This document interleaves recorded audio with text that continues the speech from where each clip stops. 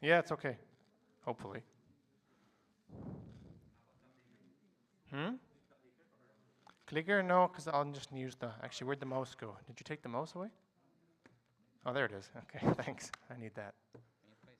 Huh? I hope so. Yeah, it's fine.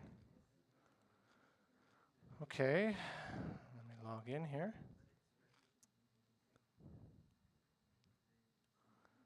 Okay. Good morning again, everyone. So, my name is Julian Dotsey. If you weren't with me yesterday in the website session, I'm a procurement specialist with ADB.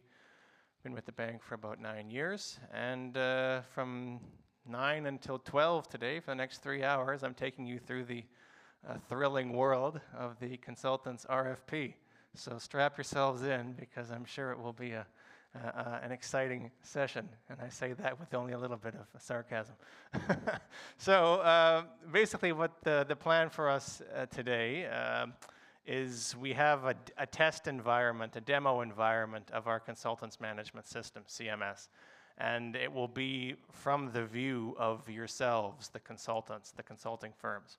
So I will basically be I'll be logging in as a kind of fake consultant firm, and I'll be taking you through the key pages of CMS, particularly diving into the conditions and terms of the RFP at RFP stage, so that we can really get hands-on with how you identify opportunities in CMS, submit an expression of interest, study the terms and conditions of the RFP, submit your proposal, and then if you're awarded a contract, how you prepare your claims and submit deliverables in CMS and through CMS, okay?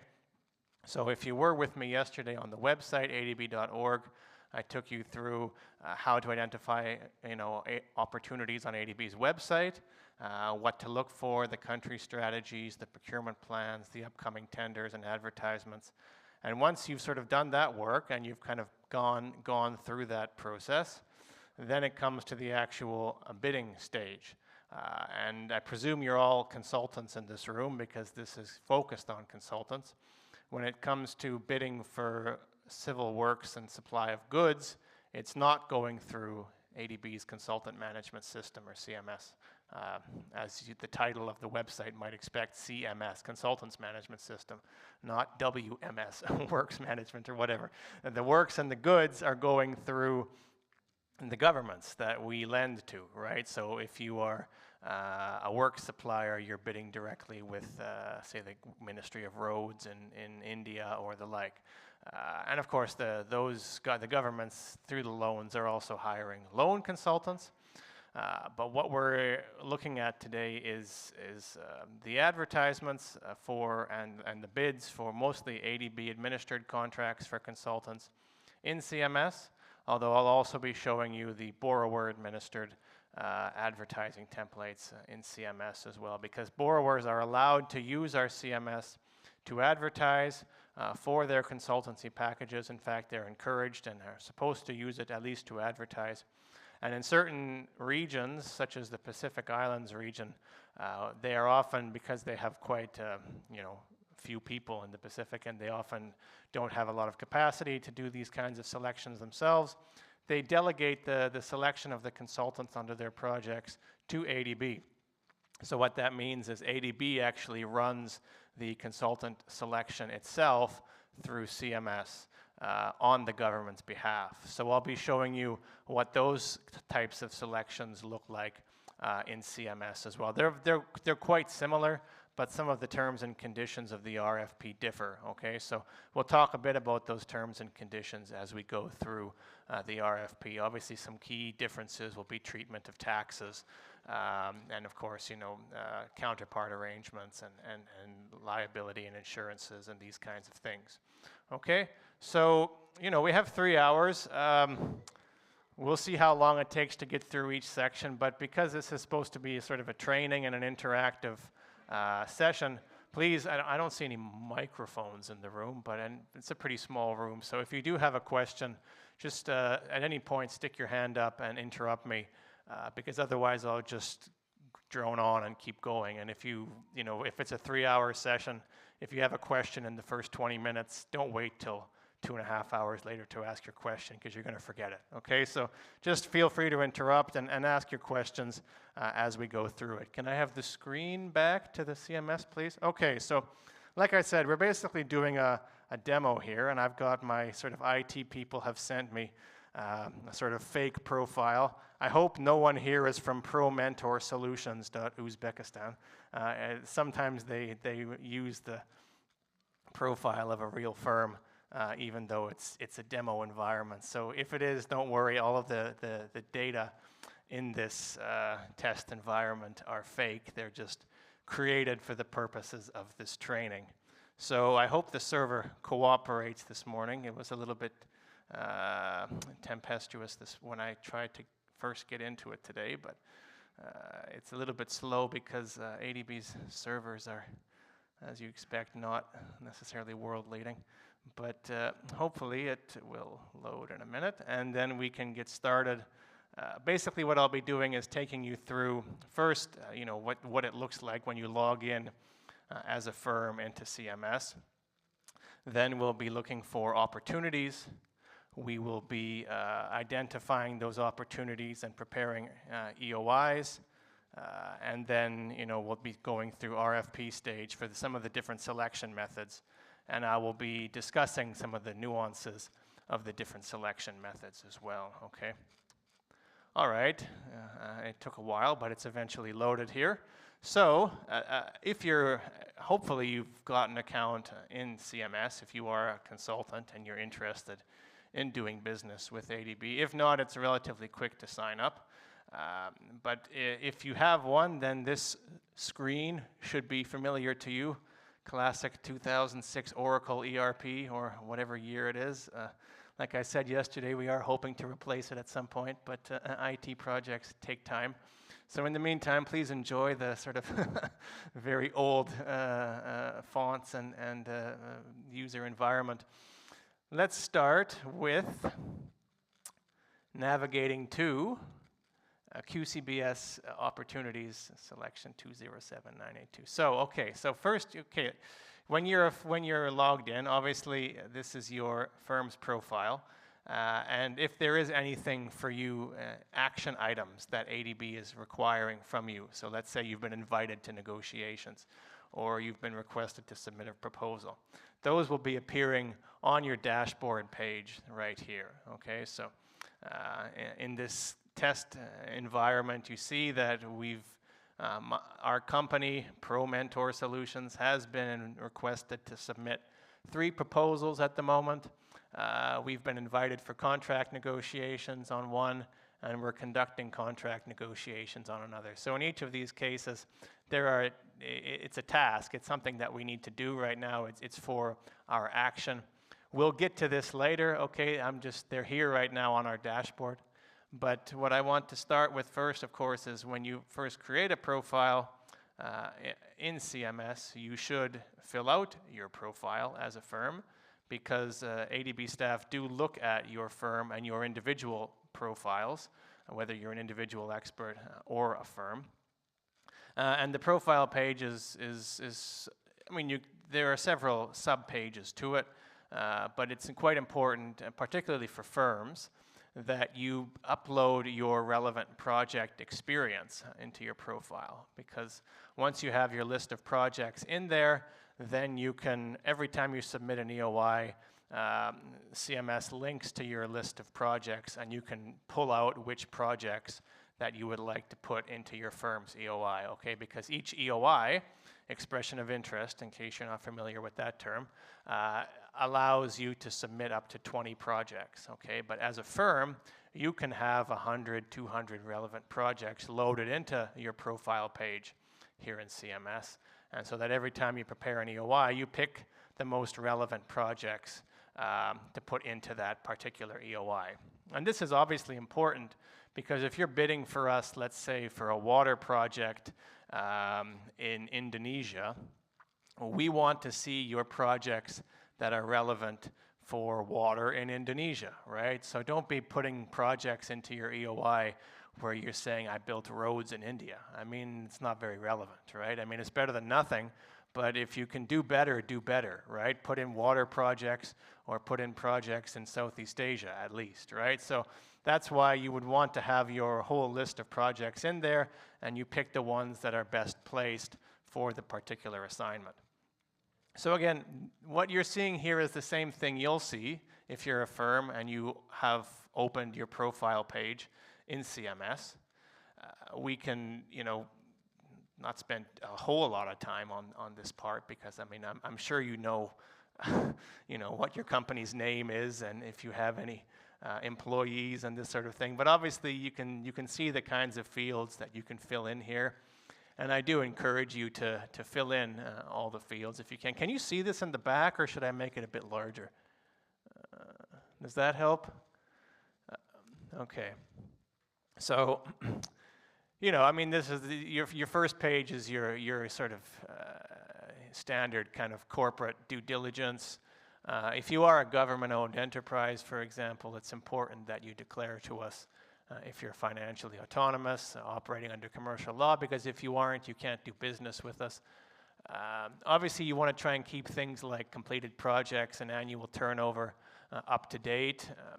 And because, as a staff member or yourselves, I can see right here the last time you updated your profile, right? So if I go into you, checking you out, I don't know who you are, I want to understand what kind of firm you are, and I see profile last updated was, 2016, I'm going to start wondering, what have you been doing for the last 8 years or 9 years, right? So, of course, keep your profiles up to date, and of course, if you don't log into CMS in a year, you get an email saying we're going to deactivate your profile and please reactivate. So do also periodically log into CMS if you want to maintain your profile in our system. And so on this profile page, you can also, for example, affiliate with your consortium partners for different bids. You can link them in here. You can link in any former names of your entity. So if you had one company, for example, and then you were bought out or you had your name changed through a novation or something like this, and you make a new CMS profile, you can link back to the old entity's profile here for continuity and for sort of our own due diligence.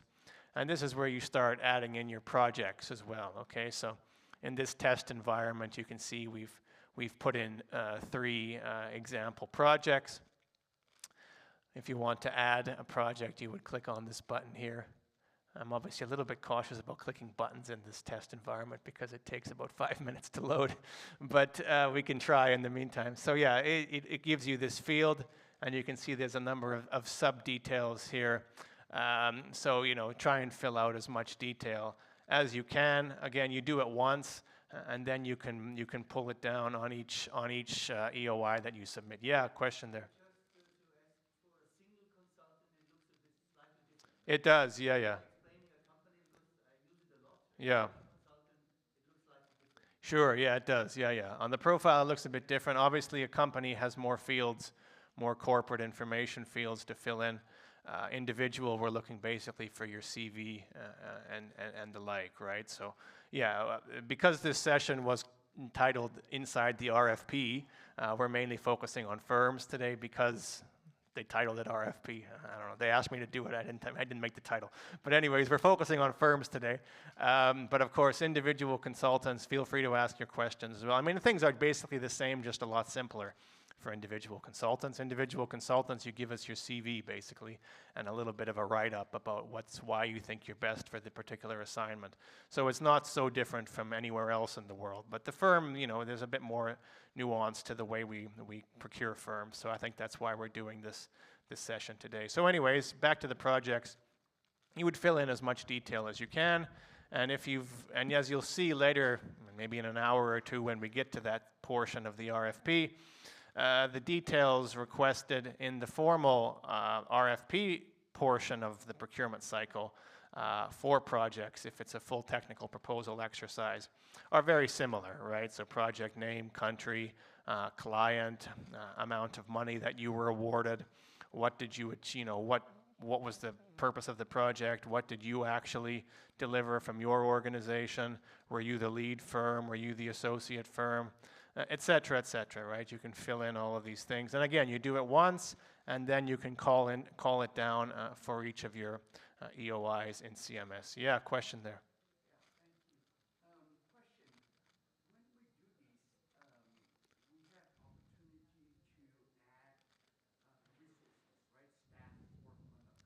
Mm-hmm.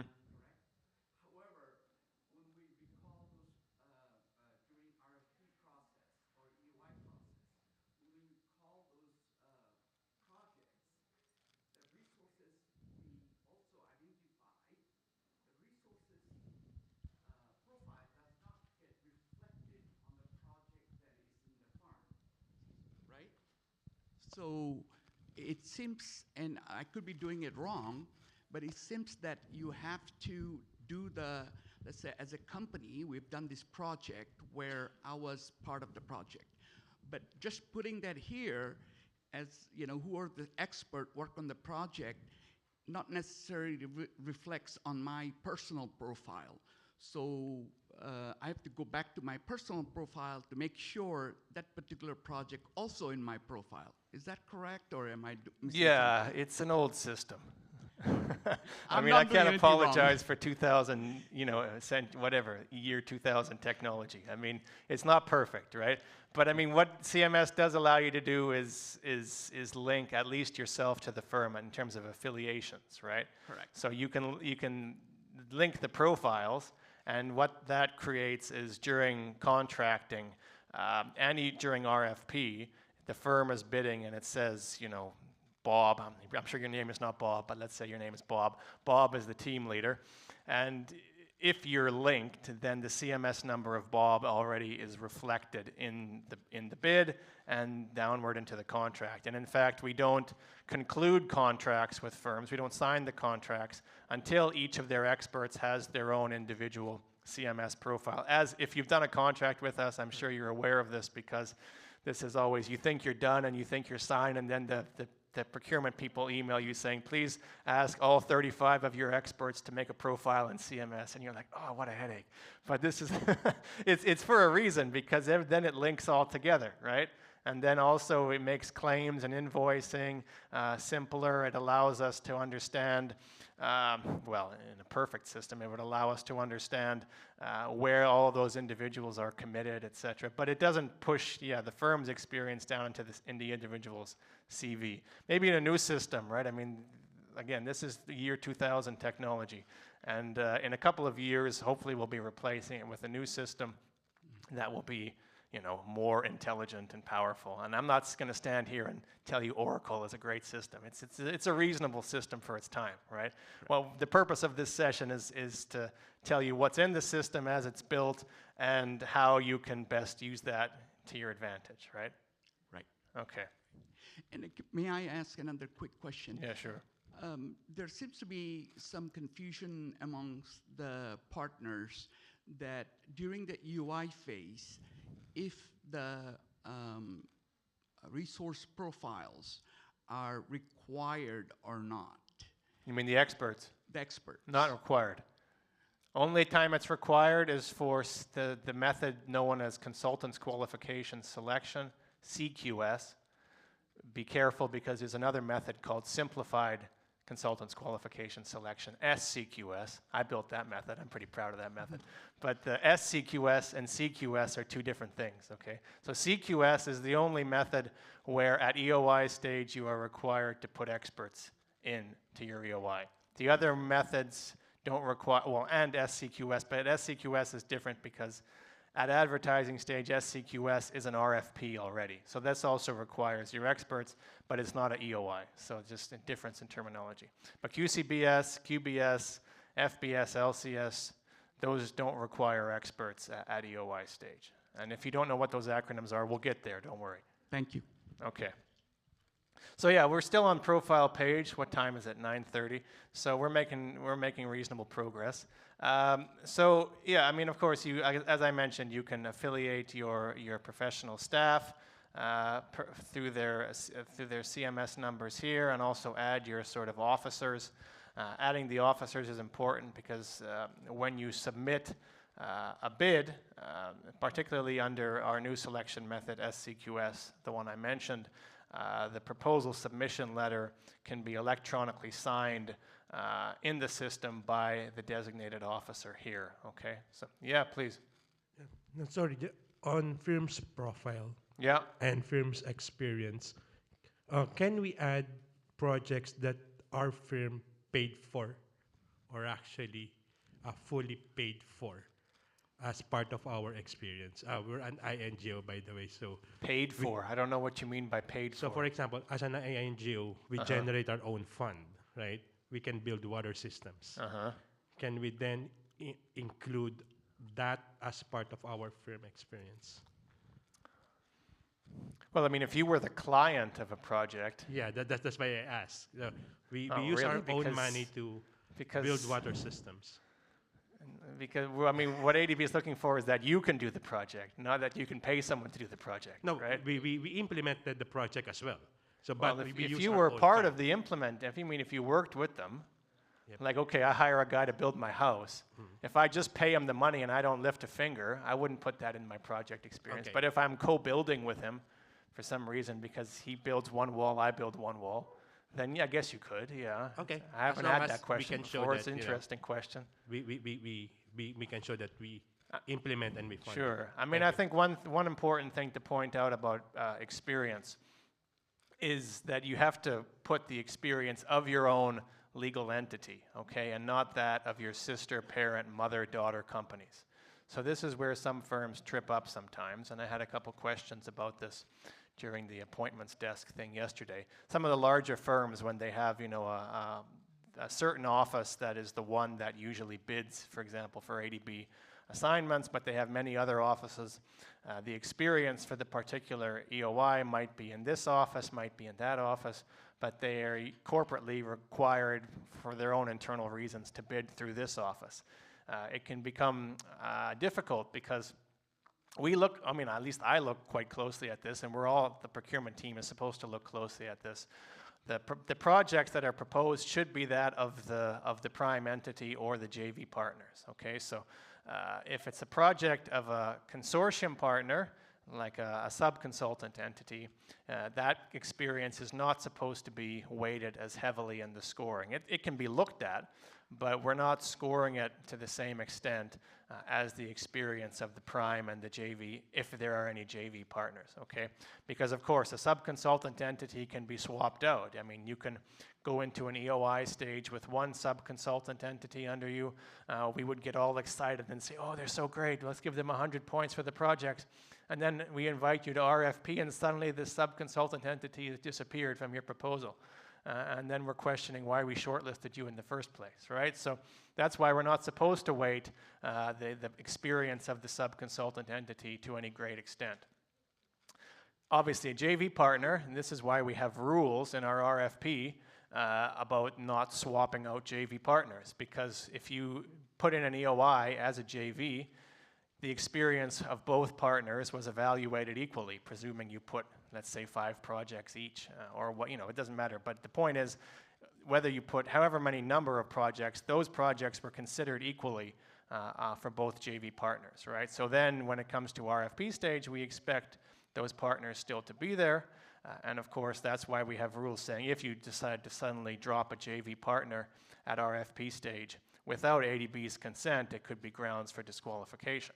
Okay, so we do take that quite seriously, but I want to emphasize it because it's an issue I continue to see all the time that trips firms up, even experienced firms, newer firms, and they'll be bidding by one entity, and their list of 20 projects, 10 of them will be from another entity that isn't even in a JV or a consortium with them. So they've, for example, Firm X, Singapore office is bidding, and they also have Firm X headquarters office in London. And in their list of 20 projects, it says entity that completed the assignment, Firm X London, Firm X London. And then Firm X London isn't even a sub-consultant entity. It's not even part of the bid. I mean, this is misrepresentation. I could report you to OAI for that, the anti-corruption office, and get you sanctioned for 5 years. I mean, you don't want that, do you? So you got to be careful with these things. You have to think about which entity you're bidding with, and where the experience in your conglomerate lies, so that you're best able to capitalize on that and make use of JVs if you need to, so that you can best put forward your experience without breaking those rules. Okay? So it's an important thing to emphasize because we keep seeing it done incorrectly time and time again. Sir, Yes. I'm sorry, my name is John Chowdhury. So you're not Bob, okay, so you're John. Good. Yes, Now I'm I not know. Bob, not today. My other brother is Bob. Oh, really? But, Coincidental. Okay. from the movie.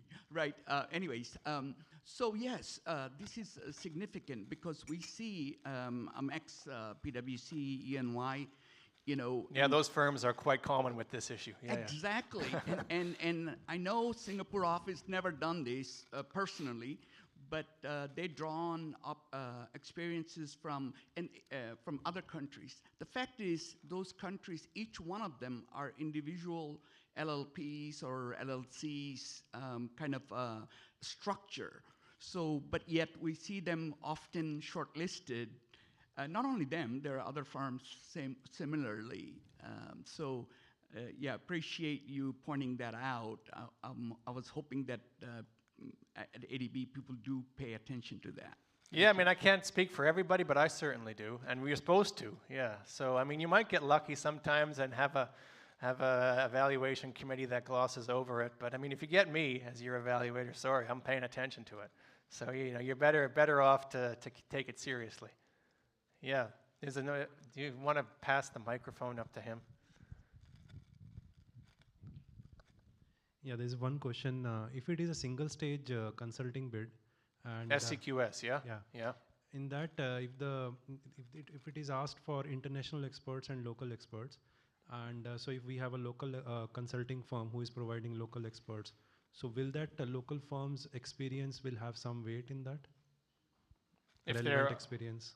Okay, so what's the question is the experience of the firm and the projects, or the experience of the experts in the team? No, projects, firm's experience, I'm saying. If they're a JV partner, Okay.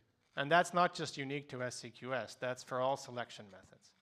If they're a sub-consultant entity, of course, we encourage consortium working, right? I mean, you need to have sub-consultant entities in many cases. It's not that we don't consider the projects, it's that we're wary of considering anything at that EOI stage. For SCQS, which is single stage, then we'll consider it in a bit more detail because it's one stage. And then the same at RFP stage, the experience of the sub-consultant entity is considered because you were already promising us that that's what you'll deliver, right? I mean, the difference between EOI and RFP is RFP, you're signing a formal proposal submission letter saying, I promise to give you this, and if I don't, you know, you can sanction me. Whereas EOI is a bit, you know, more just kind of, here we are, you know. There are some boxes you have to tick in CMS saying, I'm not sanctioned, and this is, you know, my EOI, but it's obviously not as legally serious as an RFP. So we do have the ability to consider the experience of sub-consultant entities at RFP stage for sure. But again, they're still not weighted as heavily because still during implementation, you could potentially swap them out, right? Yeah, please. Thanks, Julian.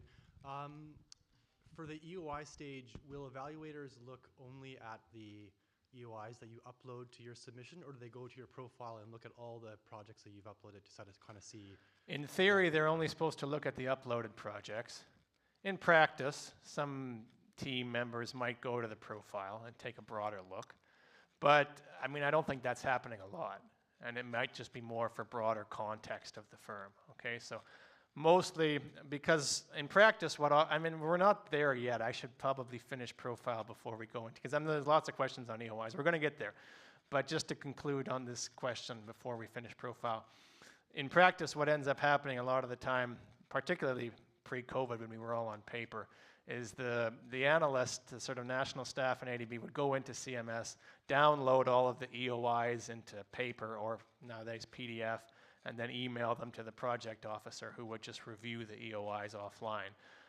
So that's kind of the practice in many cases, is all the project team leader or the evaluation committee might be seeing is the downloaded PDF version of the EOI. Some of the more proactive ones do go into CMS themselves, look around, click through, read within the system. There's no sort of rule that, thou shalt download PDF or thou shalt use CMS. So we're flexible in that regard. So I can't say that, the practice varies. But that, of course, to hedge your bets, do have a complete profile in CMS, just in case. Okay, so let me finish profile before we get to the EOI itself. So, of course, it's important that you do put some payment information into CMS. We've actually updated our contract templates recently. It used to be that when you signed the contract with ADB, the bank details of your firm were in the contract itself. Now we've removed that for ease of, because we had so many contract variations where the firm would change your bank account, and then we have to do a whole administrative process just to change your bank details. So now we just say, for your bank details, please refer to CMS as the contract's kind of reference clause. So then you just have to keep your bank details updated here in CMS. And you put them in, and then the status becomes this for verification. And someone in procurement department looks at it and basically clicks a button saying this is ready to go. What else to say here? Of course, you can have different accounts for different currencies. And at the moment, ADB is able to pay you in, it's either 7 or 8 currencies. I forget which one. But it's the main sort of, the word main implies some sort of value judgment. It's heavily traded currencies, okay? So I'm not saying these are the best currencies, but they're currencies that we're able to pay you in Canadian dollars, US dollars, Japanese yen. What else do we pay in? Australian dollars, euros, yeah, pounds. And plus or minus a couple others, okay? So those are what you can put in accounts for into your profile as well. So the rest of the profile, fairly self-explanatory. Key experts is where you, again, affiliate with your team. If it loads on me, other information, you can put in your sort of corporate certificates. So here, for example, we've already added in this dummy environment a few key experts. You can also note, if they're for example, a freelancer with your firm or a full-time expert. You can indicate this here. This is important because as a firm, particularly for the certain selection methods that we call are not cost competitive, so these are the quality-based selection, QBS, consultants qualification selection, CQS, and direct contracting. ADB, during contract negotiations, allows your firm different cost multipliers onto the rates of your full-time experts versus your freelancers. Okay, so full-time experts, and we'll get to this again later, carry a maximum allowable multiplier of 3 times, whereas freelancers carry a maximum multiplier of 1.3 times. And the 3 times allowable multiplier for full-time staff obviously reflects that a full-time staff in your company has to be paid a pension, has to have annual leave, has to have all sorts of fringe benefits. Whereas a freelancer, as a company, you would generally be paying them a rate and not much else. So that's why we allow a higher multiplier for full-time experts, okay? So that obviously plays out in contract negotiations because on those selection methods under QBS, CQS, and direct contracting, during negotiations, we ask you to substantiate the rates of your experts. So if you've quoted your team leader at $25,000 a month, we'll say, please show us the pay slip. And the pay slip first has to show the guy's base rate, and then we take the base rate and we apply the 3 times multiplier, and that's the maximum rate that we would offer if it's not within what you've quoted, okay? Whereas the other selection methods, such as the cost competitive ones, such as quality and cost-based selection, fixed budget selection, least cost selection, and simplified consultants qualification selection, SCQS. These ones, we don't negotiate your rate because these ones you're competing on price in addition to quality. So for those ones, if you quote 25, we'll honor your 25, for example, if that was the rate of your team leader. It's only those 3, the ones that don't have any cost competition, where we would be querying those pay slips and looking for those base salaries and applying the multiplier. And in part, how we do that is through your declaration here, of whether your experts are full-time or freelancers. Okay? Yeah, please. Microphone's there, yeah. Can you just explain again the... There's a button on the bottom. It's on. Go for Okay, it. can you just explain again, because we have seen in some cases that consultants or experts costs are given, then traveling expenses are given, then even then there is a provision for negotiation. So how to differentiate whether it will be a fixed cost, whatever we have told, or again there will be a negotiation? Well, there's no such thing as fixed cost contracting in ADB, unlike the World Bank, for example, and some other organizations that have a fixed cost form of contract. We've talked about introducing one, but to date we don't have one. We have two main forms of contract, time-based and lump sum. But the lump sum as well is based on your proposal, where you have to propose still the level of effort of your experts and your reimbursable expenses. We take those levels of effort and combine them into payment milestones, okay? But we still have the data underneath them, that how those milestones have been created, okay? So it's not really like a fixed priced contract where we just say, I'll give you 10 grand, do this, and we don't care what, what the details are. We still care what those details are. So yes, I mean, every selection method carries a degree of negotiation, at least around reimbursable expenses. For example, you might have quoted 10 flights and we think you need 11 flights or 9 flights. That can be something that's discussed in any selection method, okay? Likewise, the level of effort of your team members, 10-person months, 8-person months, that can be something that's negotiated on any selection method.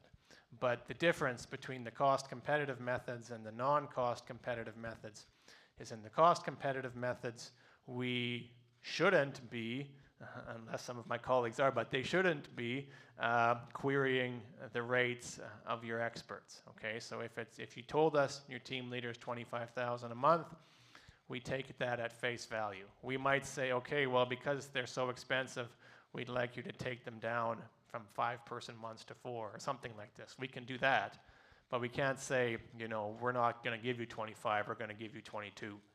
But we can do that if it's direct contracting, quality-based, or CQS, if you can't substantiate it with the pay slip. Does that help? Okay. So yeah, then last on this profile, I mean, this is where other information is where you can put, other information, but generally what we would see here, sort of the corporate establishment certificate, company's registration, ISO certificates, these sorts of things. We do take a look at those sometimes if we need to verify, and of course you can always put those into your proposal as well, just as additional due diligence for both sides. Okay, so anything else on the profile before I move on to submitting EOIs, identifying opportunities? Yeah, please. Yeah. Sorry, this guy in the back first. Yeah, kindly go back to the project profile. Okay, sure. It might just ask your question. It might take a while to load. Go on first. Yeah, but I just want to clarify on the This, yeah, you want the details or just like this? the field. Yeah, okay. Yeah, that one. There's a number of person months for the entire project, and then down below there's another number of person months. Are we talking of the total of the all the staff that is hired for the project, or for the technical, or they seem to be redundant? Well, you see up here it says person months for the entire project, yeah? Yes. And So then this could be like if you're in a consortium, maybe all together it was like 250 person months, yeah? Yeah. But down here it says by your organization, right? So maybe okay, you were maybe you were just a part of that, and maybe you only provided 5 staff and 150 person month, right? And your other partner provided 100. So Okay, that's thank the you. distinction. Yeah, okay, thank you.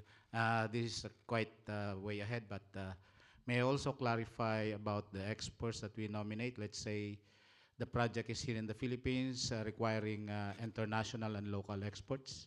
Mm-hmm. And if we nominate a local expert with a substantial international experience as an international expert, will that be a point against us?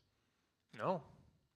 I mean, if the CMS says international expert, Yeah. yeah, then you have to give us someone with international experience. But Yeah, they can and still be a he's citizen. a Philippine They passport can still holder. be, if for it's in the Philippine assignment, they can still be a Philippine citizen. yeah, But if their CV shows they worked in 20 countries, they're also Yeah. an international. so we can nominate him as an international Yeah, yeah. expert. No problem with that. But what you can't do is take the British guy and nominate him to be a national, unless he's got or she's got a long-term residency visa in the Philippines with right to work. They can actually be a national if they have right to work, okay? But they can't if they don't. If they're on a tourist visa, for example, Because they we were can't. told that we were disqualified in one of the projects because of what we did. But I We mean, you'd have nominated a local expert as an international expert. but maybe they weren't good enough. Maybe they didn't have a good enough CV. Okay, yeah, thank you. Thank It's you a bit for of a that. gray area. It's kind of like what is international, but they should generally have at least worked in another country. Okay, thank Not you so necessarily lived in another country, but at least worked in another country, yeah? I mean, if you have an issue, you can always submit a complaint if you think you've been treated unfairly, right? So anyways, yes, a couple more. Remember, this is profile, yeah? If it's about profile, because then we'll get to EOIs. If it's profile, yeah, please. Okay, yeah, maybe we should get a line going. It's like three or Yeah. four hands there, but go on. About the approximate costs, somewhere down. This one, the approximate value of services provided by your organization in US dollars. where is What's that the now? basis? Oh, here, this one. No, this is total. No, oh, no, here it is. that Yeah, one, yeah. yeah, yeah. Because it's like, if it is like subcontracting or another category, like, what's the basis? Because on the local rate, it's somewhat very low, but is there like a threshold that we can put it there or have a comparison table so that our offer will be somewhat acceptable or within the line? Because in my experience, I have a hard time filling this site. No, I mean, you just be honest. I mean, this doesn't affect your contract offer. Because the rate This in the is- Philippines is very low. Yeah, it doesn't matter. I mean, if your organization provided work to the equivalent of $5,000 in a larger contract that was worth $1 million, so you put $5,000. Oh, okay. So Doesn't mean that the contract we give you is going to be $5,000. You bid for a contract that's $1 million. If you win it, you get $1 million. I'm not going to look here and say, oh, she only did 5,000. I'm going to cut her down. But what this helps us establish is your ability to, as an organization, to handle big. money, right? And so if you give me, unfortunately, 20 projects where you've never provided more than $5,000 of services, and you're bidding for $1 million contract, I have to ask some fundamental questions like, do you even have financial management people and auditors and bankers capable of handling $1 million if you've never handled more than 5,000, right? So that's where that can come into the evaluation process. But if, for example, you've shown enough financing capacity, then it's not going to condition our offer to you, right? Understood. Thank you. Okay, great. Yeah, the next one, please. Yeah. Okay, yeah, sorry, you were first. Yeah, go on. So we are adding all these details in CMS, like company experiences, company profile, and then staff also, they have their own profile, which we are affiliating. Now, while we're submitting the technical proposal, do we have to fill in as a separate document with all these details, or we should focus on, like, let's say, methodology, work plan, all those details which are not there in the CMS? Well, it depends on the selection method, yeah, and it depends on the proposal type. So for SCQS, the new method, much of it can be pulled over from CMS because the whole proposal is in CMS, yeah? There's no paper-based anymore in that selection method. But for the other selection methods, QCBS, direct contracting, FBS, etc., there is still the submission of the paper-based Microsoft Word template proposal. And there are 3 proposal types. We're going to get there, but anyways, we keep coming around based on this. So there's the full technical proposal, the simplified technical proposal, and the biodata technical proposal, yeah? Full basically means you have a 50-page method statement. Simplified means you have a 20-page method statement. Biodata means you have a 2-page work plan and CVs. So with the full technical proposal, in addition to the 50-page method, you also get 20 pages of projects. Whereas in simplified, there's no more projects. The projects are evaluated at EOI stage. And with biodata, same. It's just CVs and work plan. So if we're talking about full, yes, you have to give us a Word document of 20 pages with your projects. But if you want to just pull the info out of CMS, it's also fine. You have to do a bit of formatting, but you can just do that.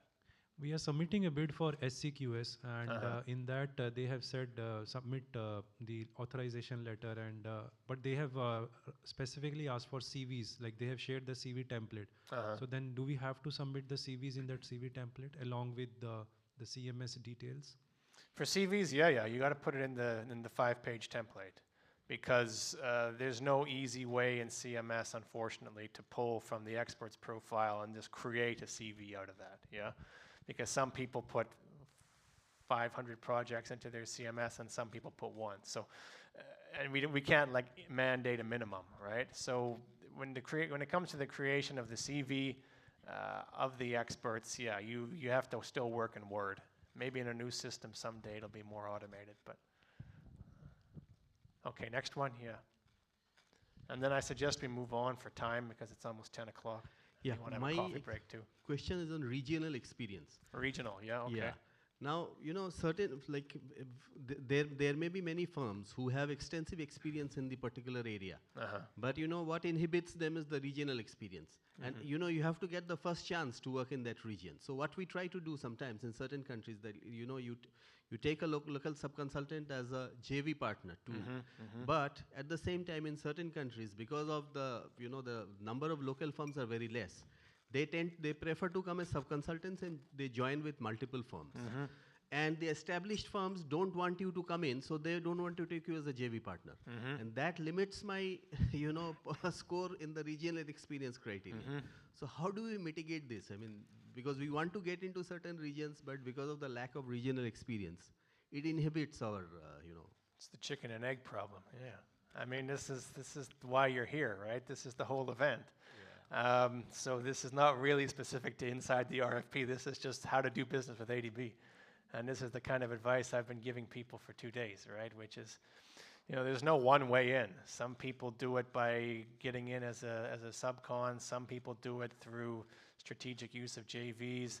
Some people do a hop-on opportunity in a contract that's already being implemented where an opportunity arises and they can get in through that way.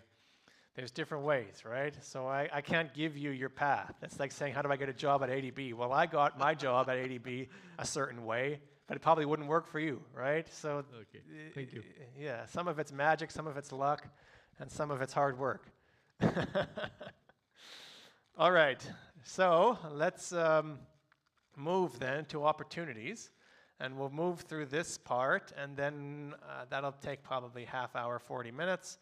We can take a little coffee break, and after the coffee break, we can move into the RFP. Yeah? Does that sound good?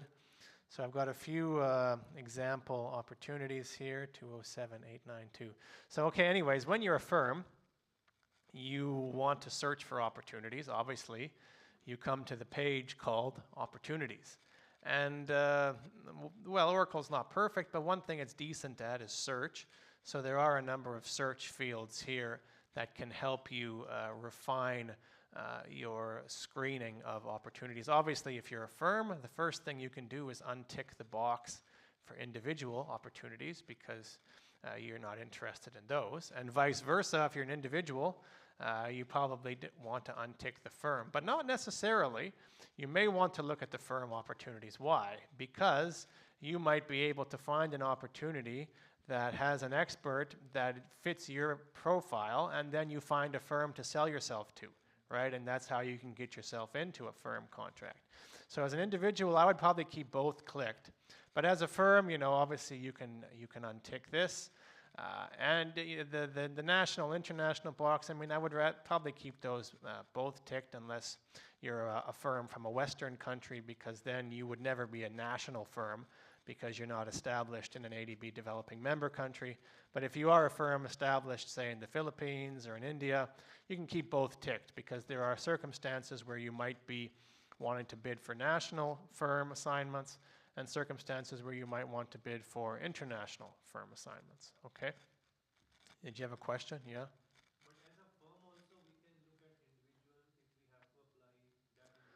Actually, yeah, that's right. You have make a good point. If you have people who you would want to put in as a firm to individual assignments, then by all means tick the individual box, because that's one thing worth mentioning is that when ADB hires individuals, we can hire them either as freelancers, independent individuals, or as individuals affiliated to a firm.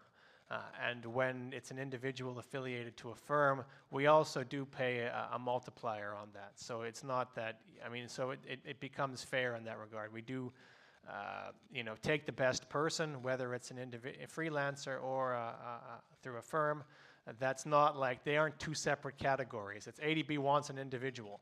And if PwC wants to put someone in, and if freelancer wants to put themselves in, we compare those CVs beside themselves, or beside each other, and pick the best one. And if it happens to be the PwC person, and then we obviously have to pay their base salary plus the multiplier, so it's a bit more expensive to pick someone from a firm, but sometimes it's necessary, right? And vice versa, if it's a freelancer, then we just pay their rate, right?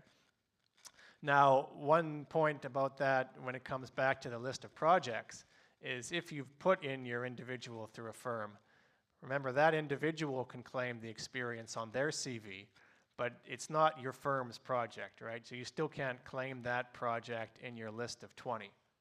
But the other day they told me that I can claim it as a company. I would probably not if I were you, because it's really just that individual. It was an individual contract, yeah?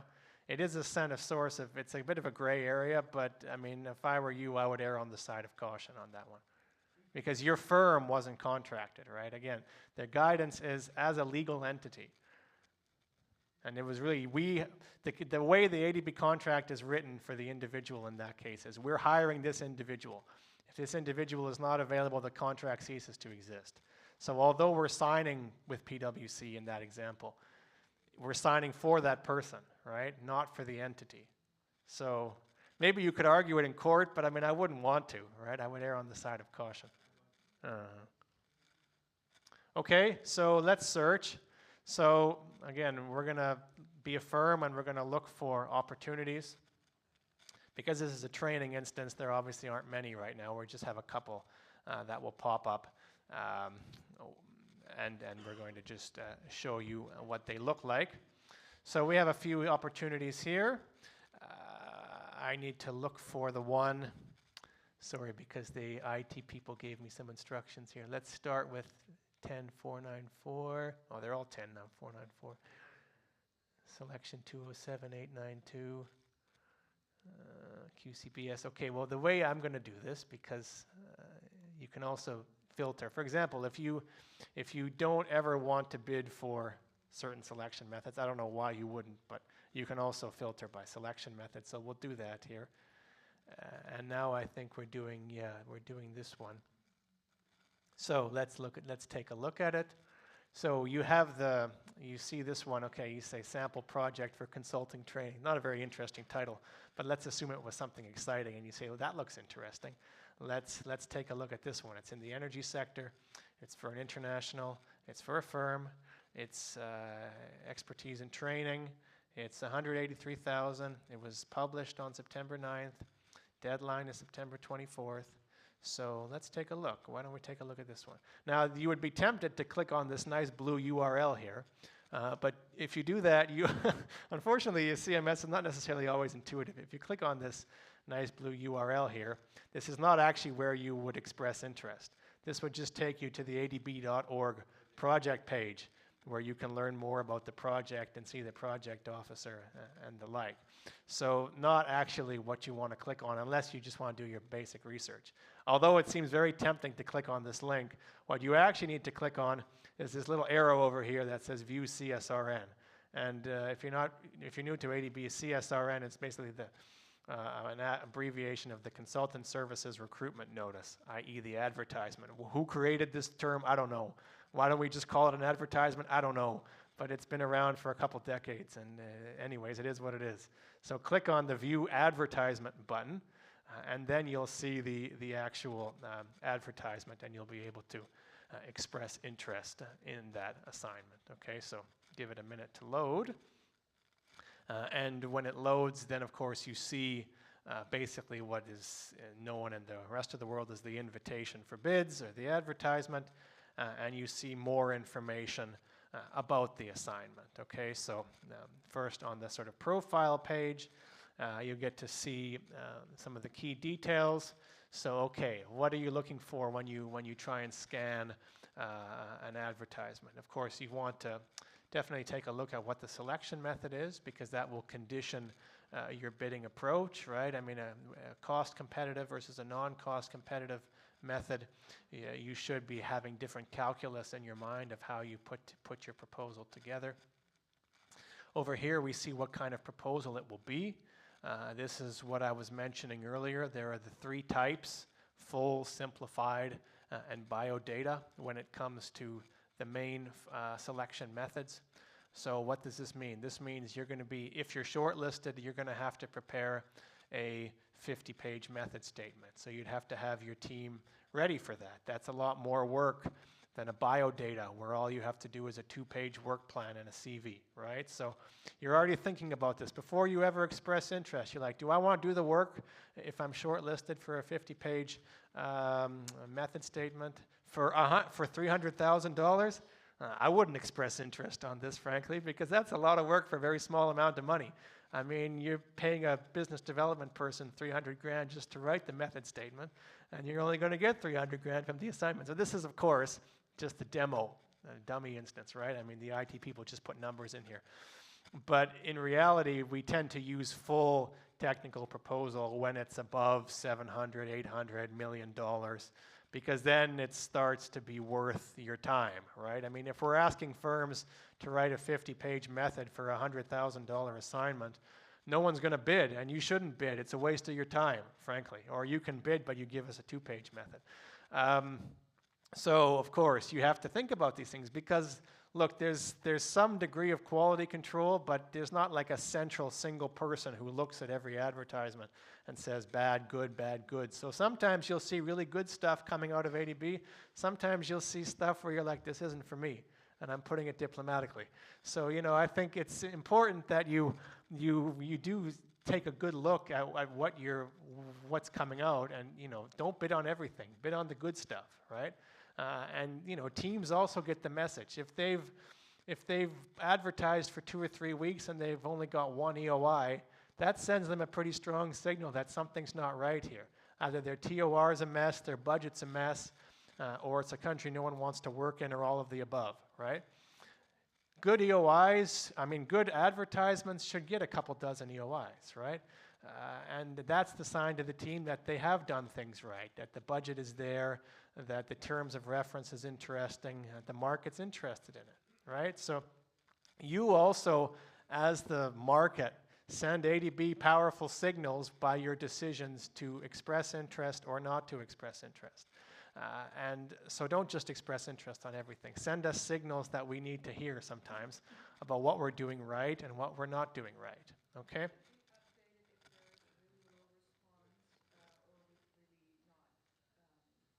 Well, it should be. Well, if it's re-advertised, yeah, I mean, it would go back up. And of course, when it's re-advertised, they're free to change any of these values, right? So you'd have to look again. If you see it pop back up again and see, did they change the budget? Did they change the TOR? Because, yeah, sometimes they'll do that, and then you'll see that maybe they've made some improvements or they found some more money for it, right? Sorry, the guy in the back first, yeah. Sure.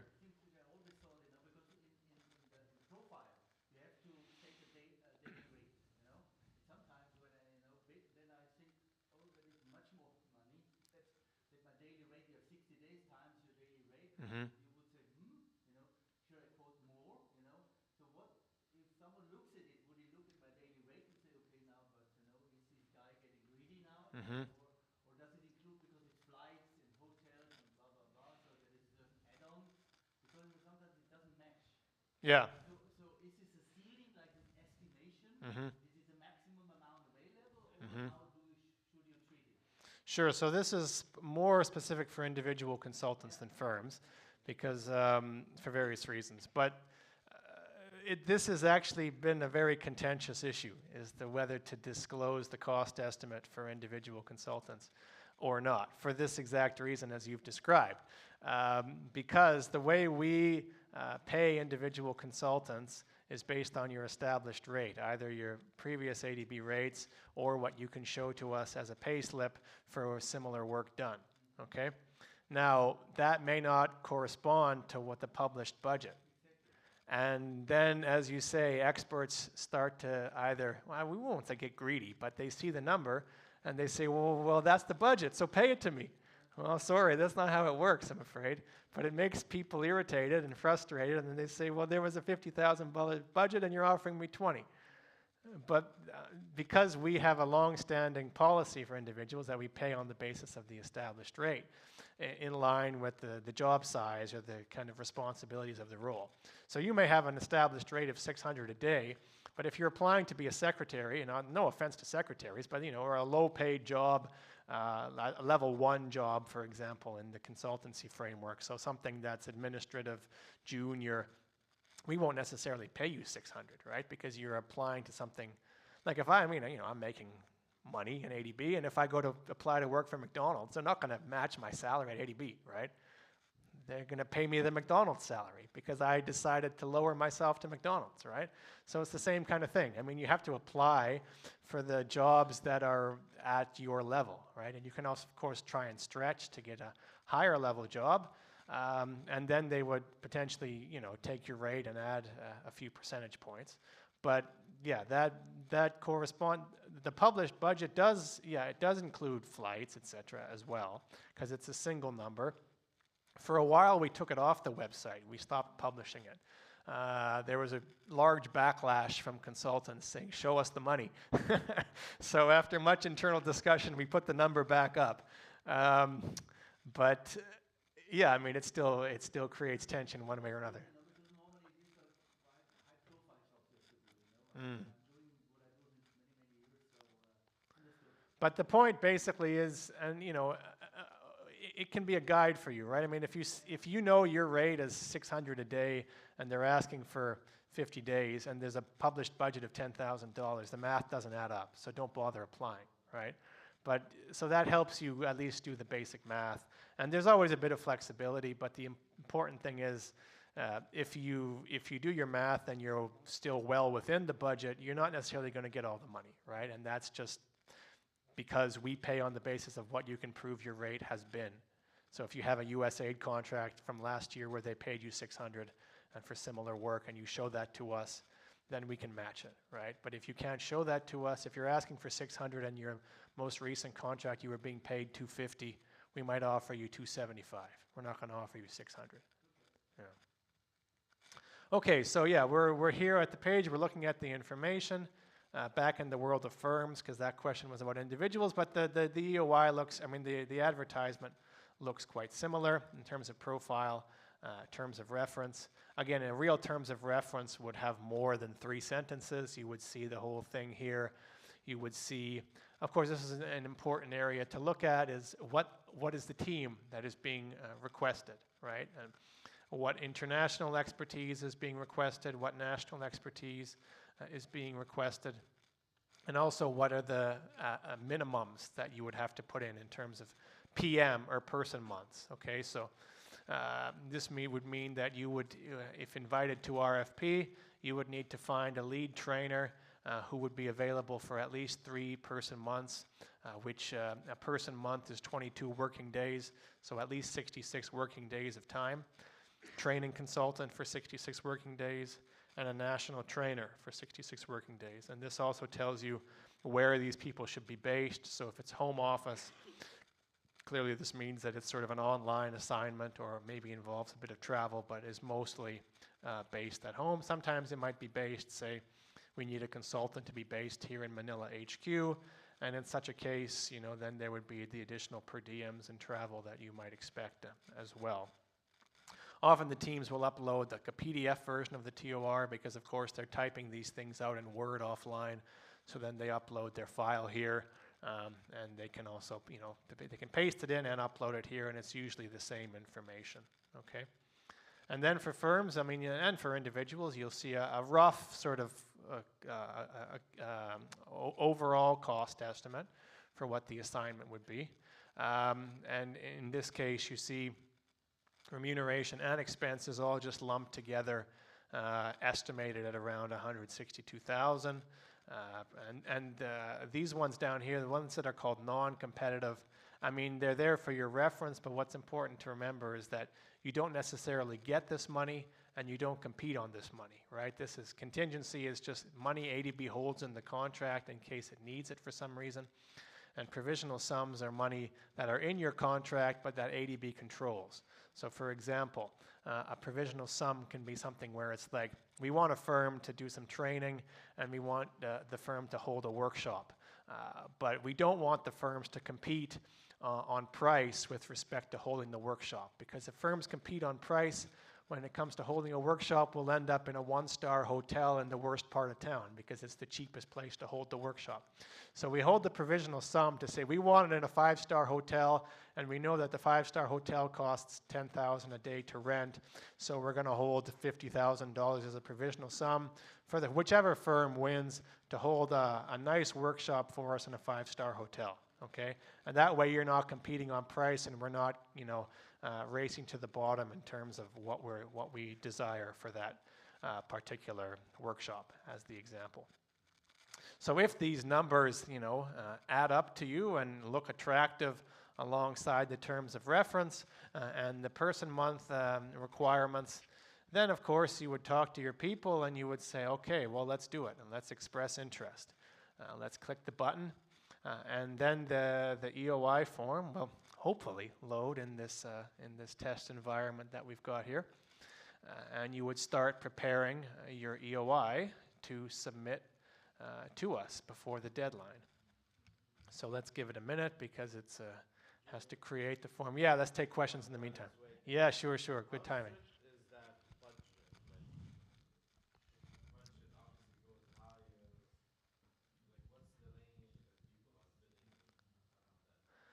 So this is a question with many answers, but firstly, it depends on whether it's declared as and this happens at RFP stage. Is it an estimated budget or a maximum budget?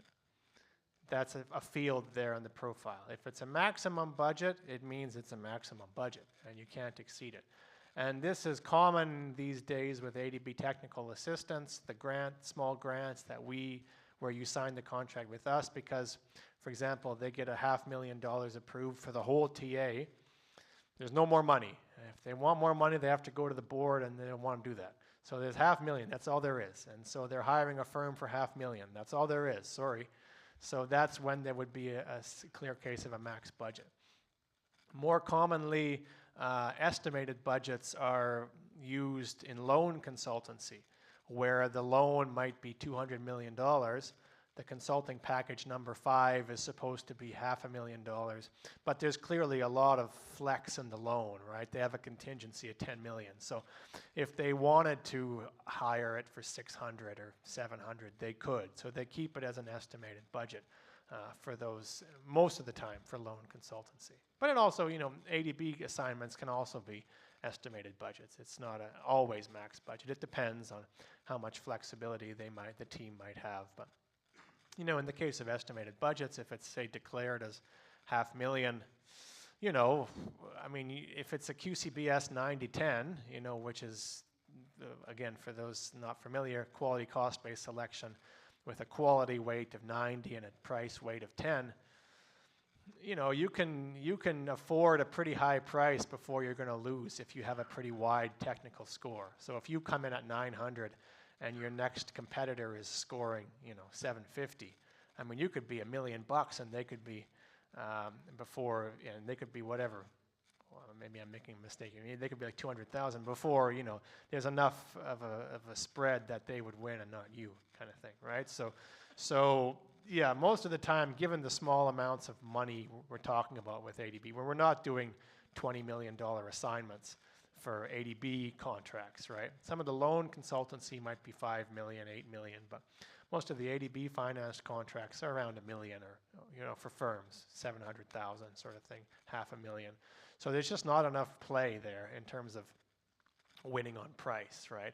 Unless you're coming in at like 200,000 for a $500,000 assignment. But if you're coming in at 200,000 for a $500,000 assignment, something is fundamentally wrong with your proposal, right?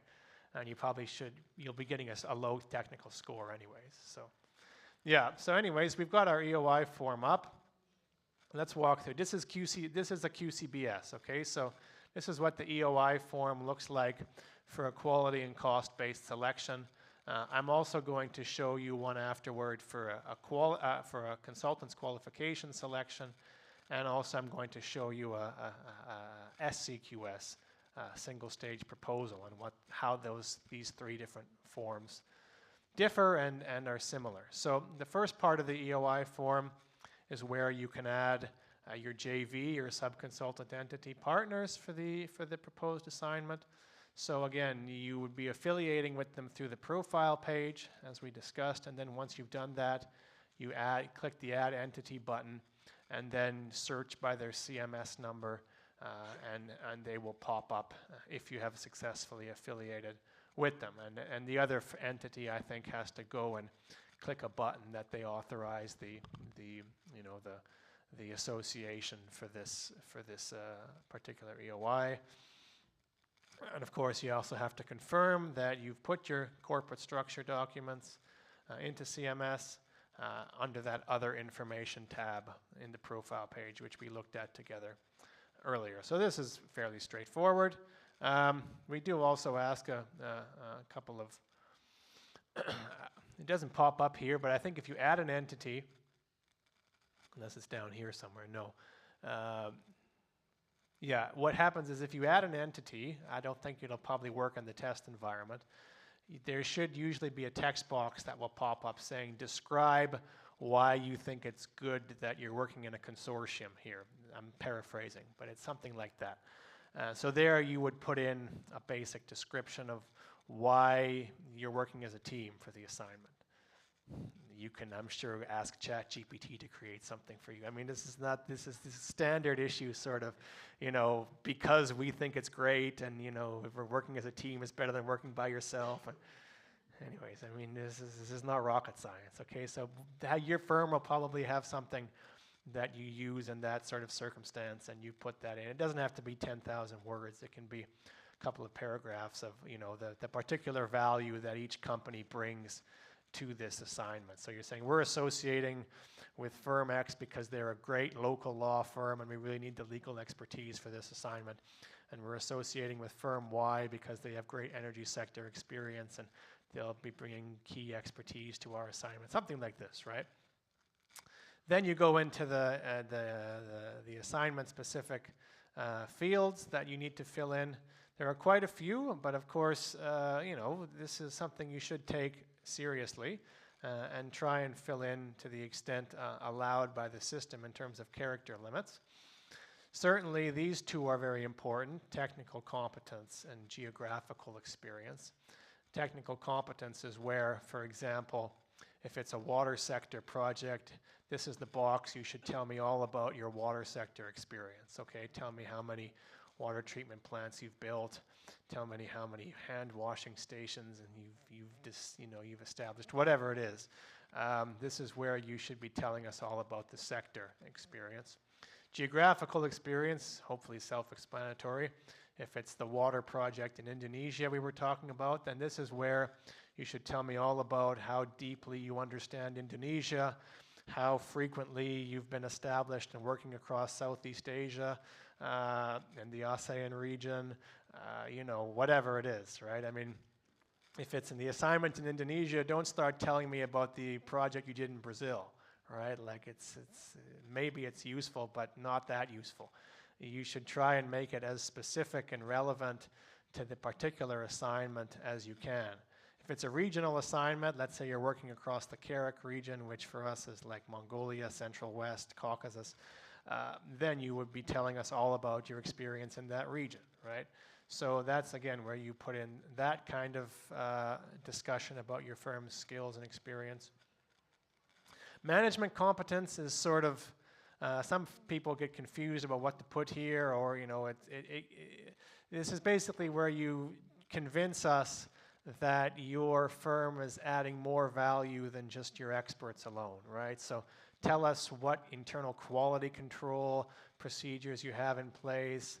Tell us that you're going to have a project director liaising with the client in addition to your team leader who's going to be managing the relationship and the invoicing, and tell us that you're ISO certified, and tell us that you have a 3-tier internal review and sign-off process before it ever reaches the client, and tell us that you have a copy editing team and a graphic design team. Whatever it is that makes your firm special and makes it that, those kinds of additional support services are available to you. Those are the kinds of things you should be putting in these boxes here, okay? And so for many EOIs, you can be reusing the text here because, if this is standard firm stuff, we don't expect you to create new information here every time, right? So we do see firms reuse this text. That's fine, just, tailor it where you need to and try and put your best foot forward here where you can. I saw a question over here, yeah? Don't know where the microphone's going. Yeah, there it is. Just go to the this geographical areas experience. So if we have a joint venture with different countries, professional firms, so instead of, if we do not have experience of that particular country, but our JV partner has experience of that country. Yeah, so talk can about it. Mention that? Yeah. Because JV, you're like one and the same, right? So you just talk about both entities. That's the power of the JV, is you're treated equally. So yeah. Talk about both. Same with technical, same with management. I mean, all of these fields. If it's a JV, you talk about both firms, for sure. So yeah, I mean, this is other information. I mean, never really understood why this box is here, honestly. So, put something in if you'd like to, but I'm not going to guarantee that it's being evaluated to any real major extent. So, I mean, you should never leave anything blank, but just write something intelligent, as my first boss told me in my first assignment in ADB. When he asked me to do something, he said, just say something intelligent. Okay, that's what I did. And here's the project part. So this is where you, in this case, this is a maximum of 10. Actually, the team can tailor it in certain circumstances. So in this case, you'd have the opportunity to upload a maximum of 10 of your projects, which would link over from the profile page. Let's see if this works with the test data on this firm. I can't guarantee, but let's see. I think there were some projects in the firm's record. There are, okay, yeah, so we had a couple. So we can just say, for this assignment, I would like to use this one and this one. So let's put them in. And now they appear there, right? So that at least enables you to not have to repeat yourself in typing everything out. Yeah, there was a quick, okay, one guy, a lady in the front, then guy in the back, please. I might be repeating an old question, but I just want to confirm. Can we confirm that if we need to form a JV, if we are two legal entities but owned by the same shareholder, we are just in two different countries. Mm-hmm. Can we use each other's references without forming a JV, or should we be there both? You should be JV. Because, or if, I mean, in that case, why don't you have the master company bid, right? If that's, but there's still, if they're all different legal entities, then whichever legal entity's experience you want to use is the one you need to make sure is either prime or JV. Okay, yeah, guy in the back there. Now please, yeah, go, and then next guy after. Okay, that was a useful question, but I would like to ask you a question. You have your profile as a company with all the information, and the video also has something similar in many cases. When you do the selection, do you look at the profile or just at the submission itself, the documents? Yeah, so this was asked earlier as well, but Okay, I'll repeat basically we mostly look just at the EOI, but some staff do look at the profile as well. So it's important to fill it out, yeah. Okay. Yeah, over there. Yeah. Mm-hmm. Mm-hmm. Depends on the assignment. What's the assignment for? If you're working in Southeast Asia, I don't care about your South Asian experience. I mean, not that much, right? But if it's for India, then show me Indian projects. I don't need to see that you've worked in Bhutan for India. Depends, right? Depends what the assignment is. So you have to look at the TOR. Yeah? Okay, so then we continue. Now, these three boxes here are the most important part of the EOI. And you'd be surprised how many firms leave these blank and shoot themselves in the foot by basically asking their EOI to be immediately thrown out by leaving these blank. Because you can see that there isn't a little asterisk beside them, which means that the system will allow you to submit your EOI even if you've left them blank. I mean, these ones, the system requires you to put something in. That's why there's an asterisk there. But these ones, we don't require it, but I mean, I would strongly recommend you put something in here, particularly key considerations. This is basically like your method statement, okay? Your initial method statement. And again, it never ceases to amaze me how many firms leave this blank, I guess because they're lazy and don't want to write anything out, and they just prefer to copy-paste the same fields from these that they do, and they just blank at 20, 30 EOIs a day and don't have the time to type out a specific response to the specific terms of reference. Well, guess what? You're not getting shortlisted. Sorry. Because we want to see something written here, right? We want to see that you've actually read the terms of reference and have something intelligent to say about it. So you get 9,000 characters, fill it up, because this is where teams read and this is where decisions are made, okay? Because we know that a lot of the stuff up here is copy-paste across EOIs. And for management competence, I mean, it's kind of okay that it's copy-paste. We do expect some tailoring here, but it's really the key considerations box, which is, you know, where we expect that to see that you've read the terms of reference and are putting your best foot forward in terms of how you think you can deliver that particular assignment. These two fields are also important to us, comments on TOR and comments on budget, because if you tell us at this stage, at the EOI stage, yo, ADB, your budget's way too small, or, you know, this terms of reference is messed up, man, then, you know, at RFP stage, we might actually fix it. I can't guarantee we'll fix it, but your comments will be considered, particularly the comments of the firms that get shortlisted, right? Because, you know, you're obviously carrying more weight if you're seen as good enough to compete. So these comments are taken on board, and it's important that you say something honest. I mean, you know, you don't have to obviously be too negative, because maybe some project officers don't like that. But you know, you can politely and diplomatically say things that get your point across and that help ADB guide the RFP stage. You have a question there? Mm-hmm. So ADB distributes the terms of reference already in the EOI stage?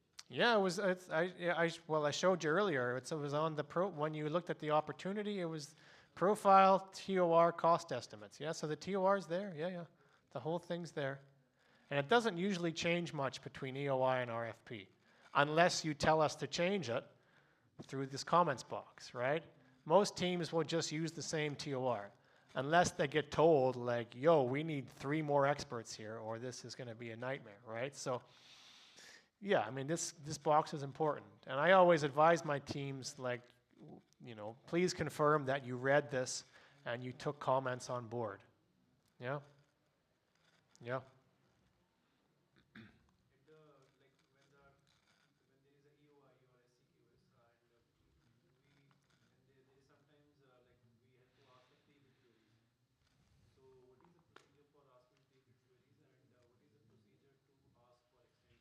Sure, it's a good question. We're going to get to the SCQS form, so let me hold half of that question.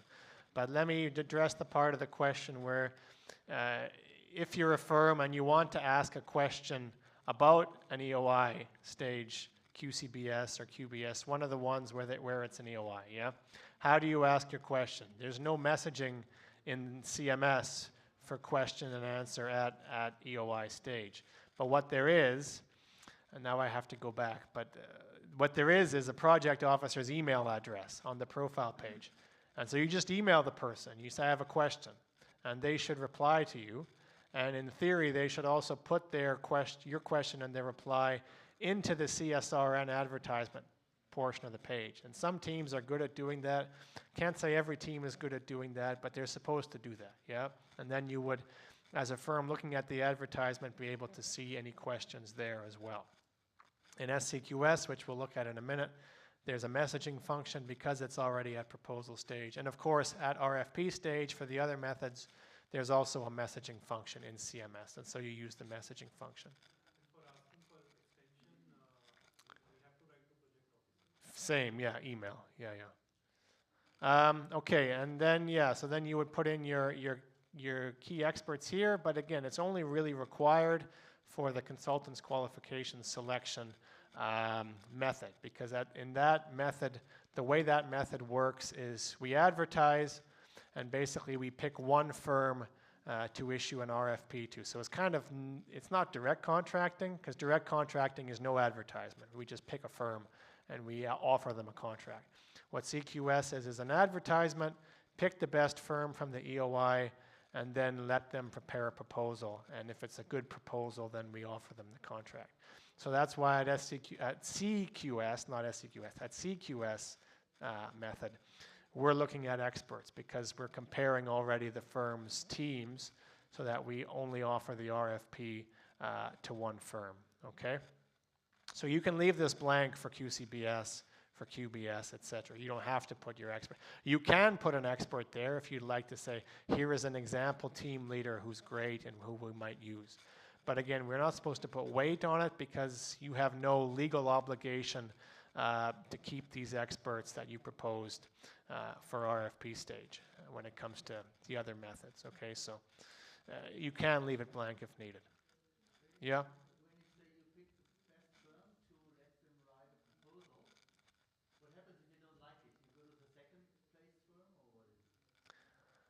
Yeah, you basically restart the process. Yeah, yeah. You're not establishing a shortlist, which you normally and then. Yeah, exactly. You're just offering it to one.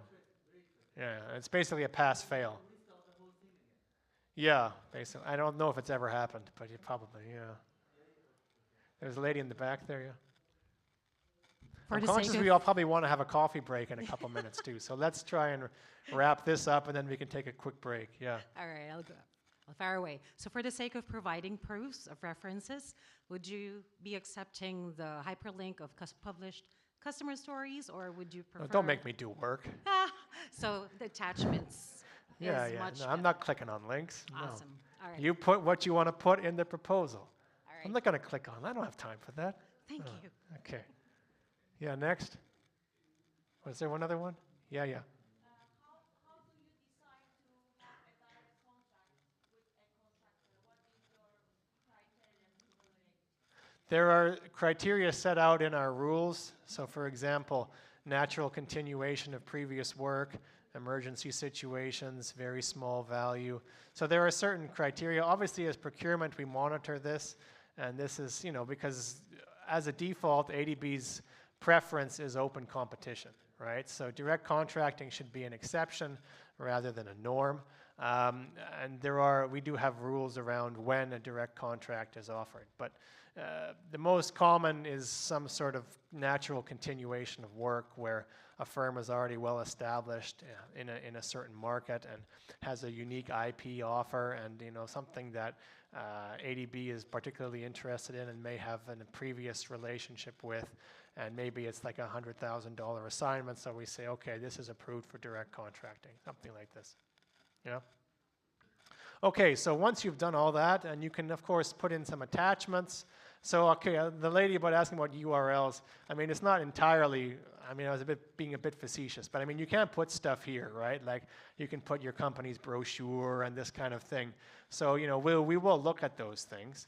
But of course, the main considerations will be what you put into these text boxes. And I'm not saying you can't put a URL, because you can if you want, but I mean, unless we're really like invested in what you're having to say, we're probably not going to click on it, okay? Final, yeah. Yeah, of course. I'm not going to say it's taken on board, but it's read, it's considered. Yeah, yeah. And if there's 10 EOIs and all 10 firms are saying this is way too little money, that sends a message, right? I mean, if only one firm says it, but 9 firms says it's enough money, then we're probably going to ignore your comment. But if all 10 firms say it's not enough money, then hopefully they'll find some more money. But if 9 says it's okay and 3 says it's less, so will we not consider? No. I mean, you're entitled to your opinion. If you've still given us a good method statement, right? Okay, so then finally you click all these boxes down here. Do actually have one of your lawyers read these and make sure you're complying with them. Don't just blindly click them, you know, because if you make a false declaration, it's not good for you. You're going to get sanctioned. So, you know, do actually read these before you click them. And once you've clicked them all and everything is completed, then of course you can submit by clicking the submit button down here. And you will see that also the CMS offers you the functionality to reuse similar EOIs. So you can start with, you know, from your previous EOI, click this button, and you know some of the fields will be pre-filled already, and that can speed things up for you as well. But it might also encourage you to copy paste too much, and then you know you become one of those firms where we see they become a little bit infamous. I hope they're not sitting in the audience, but there are certain firms that are infamous for submitting an EOI to literally every ADB assignment, and those firms are generally politely ignored because they have that reputation. So don't become one of those firms. Okay, I'm kind of hungry. I'm sure you're hungry, but let's just spend 2 minutes showing you what the CQS EOI form looks like and the SCQS form, and then we'll take a break, and after the break we'll go to RFP, okay? So the CQS form looks very similar, but it's worth just showing that, of course, in the CQS example, you would be putting in your experts, and this is all the methods here. So we've talked about all of them, but just for your reference, of course, I don't have necessarily the time to tell you the detailed breakdown of how they all work. It's in the procurement regulations and the rules for you to read, but I mean, these are pretty much all the same EOI form. These 4, this one it looks a little bit different, and this one looks a little bit different, and these 2 are for individual consultants. Okay, so let's look at. We just looked at QCBS, but it looks the same for QBS, FBS, LCS. Now let's look at CQS. Okay. And it's this one, same sort of thing. We click the CSRN button.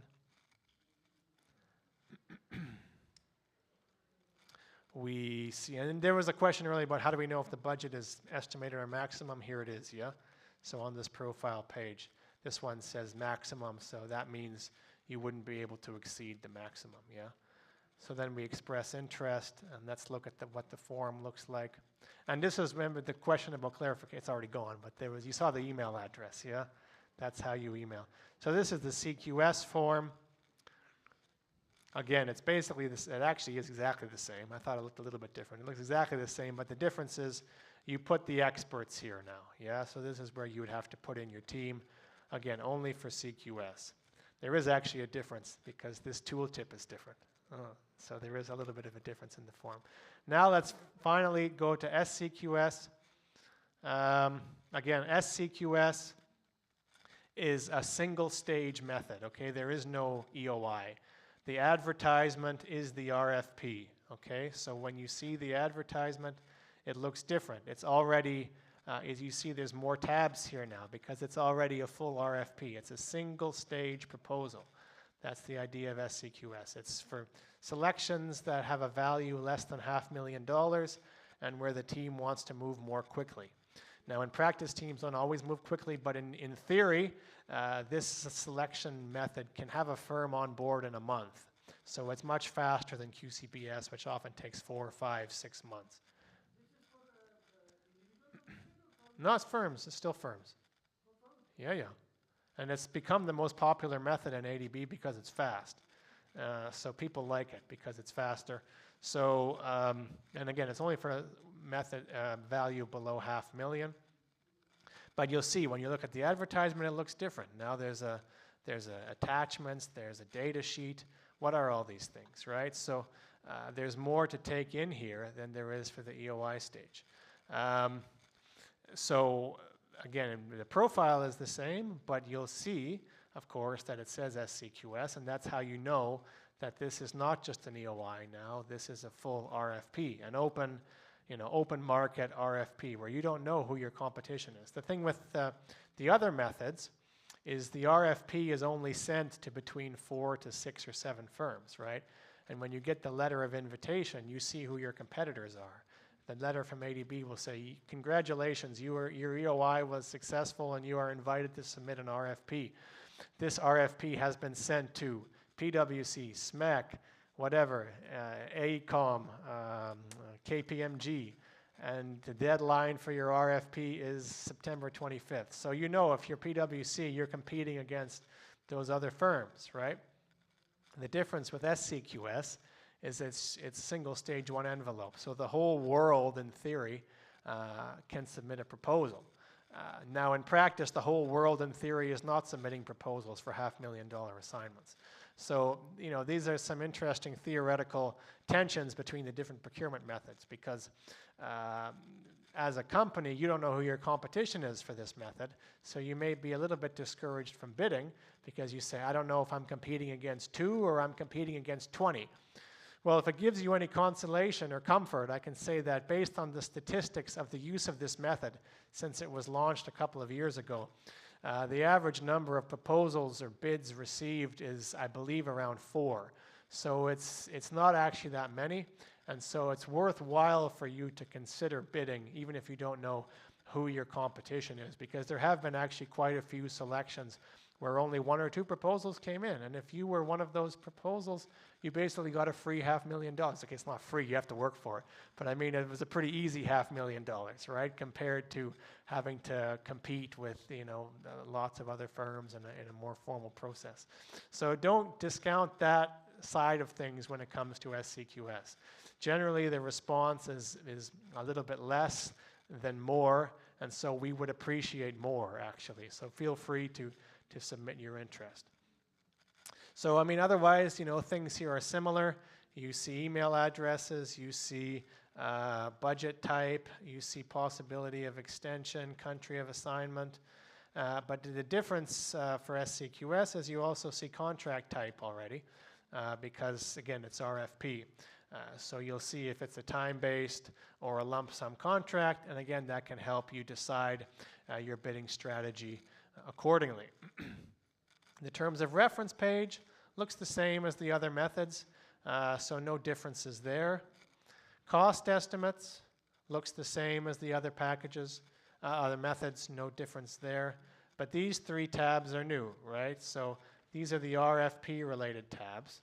But I think people are getting a bit antsy, so I think I'll leave it there. We can have coffee. And then these tabs are best placed to discuss as part of the RFP after the coffee break, where after the coffee break I'll show you the RFP attachment, the RFP for SCQS and also for QCBS, the other methods.